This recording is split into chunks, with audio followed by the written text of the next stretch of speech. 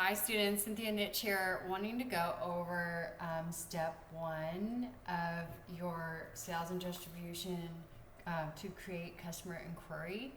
So I go to logistics and I go to sales distribution. Under sales, I want to create an inquiry. Okay, so I'm going to double click on that. I did this before the video, so it's defaulting on what I had before.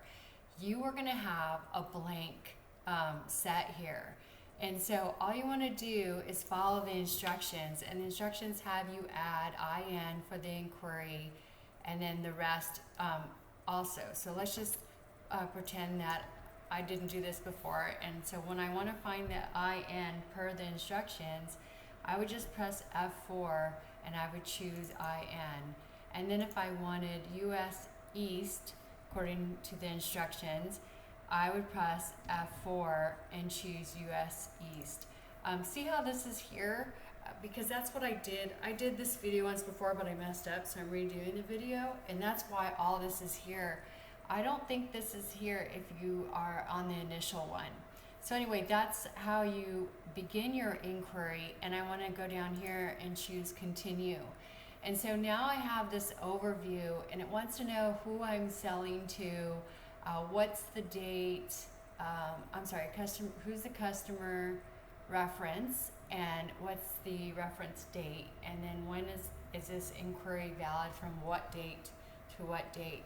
So I want to sell to Peachtree, so I want to find Peachtree, and in order to find it, I'm going to do F4, and I'm going to go into this customer general and find my number, right, my user number, and it'll show me all my accounts.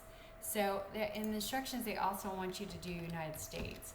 So then I click start search, and it's going to find all my accounts, and here's Peachtree, and that customer's number is 4001. So I'm just going to double click on Peachtree there.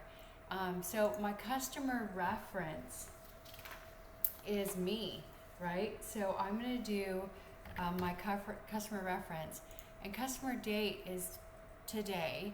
So I'm just going to do F4 and double click on today's date, and it's going to be valid from today's date, and then 30 days from today's date. I'm F4ing, and then I go down to September. I'll just do that.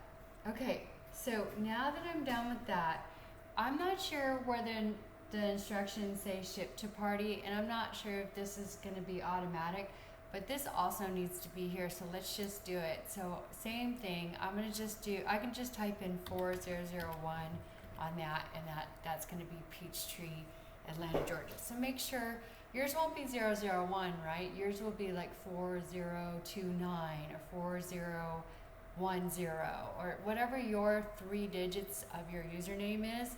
That's how they make your customer. Okay, so now I'm going to add my items. So my first item that they want is a deluxe training bike that's black. So I can click this little search button here and choose what my material is. So obviously this has been the default. Yours might not default to sales material by description. You might be way over here, okay? So you gotta go and arrow over until you see sales by description, sales material by description, okay? UE 00 warehouse, and then I want to find all the material under my account. So I'm just going to do a star, which means wildcard, show me everything, and I put my account number in there, okay? And when I start that search, I can see based on my 001 number that I have all these items that I can sell as a salesperson. And I want to sell my deluxe tour bike, or actually give them a sales inquiry, right? Hopefully they'll buy it. And I need 5 of them. And I'm going to press enter, and you're going to notice that this net value changes, and this expected order value changes, okay? So I'm gonna press enter on my keyboard and you'll see that change. So if I'm gonna buy 5 bikes, my net value would be $15,000, which is great.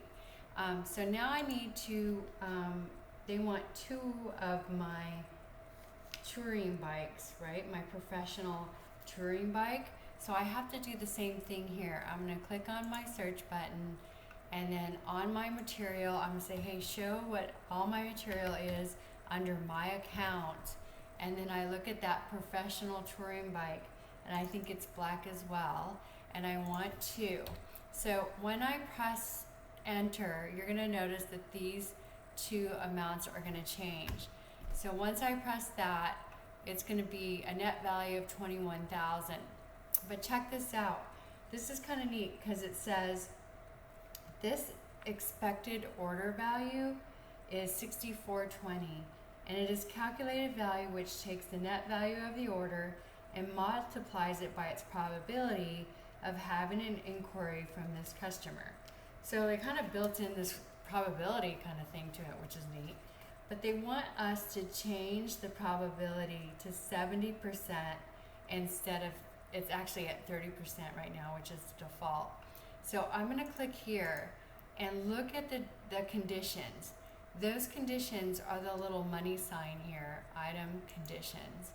And if you look down, we can look at sales A, and it's that black bike, right? And see how the probability is 30?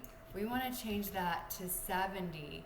And then I want to go to my next sale, which is that performance bike, and I want to do 70 here, and that'll change that whole item there. Okay, so now that I'm done with this, I would just go back to the regular same order, and you'll see that that has changed, that probability has changed now to close to $15,000. All right, furthermore, you can check availability of a material. Therefore, select your item. So I'm gonna select my availability for this bike, like how many bikes do I have? And you can check that by this little icon here, display availability. It has a little eyeglass on it. And I can look at it and say, oh look, I have 100 in stock and I'm only selling 5. So I'm good to go. Okay, so you guys, now when I click, I'm gonna go back to my main one. So now that I'm done, this is completing that sales inquiry.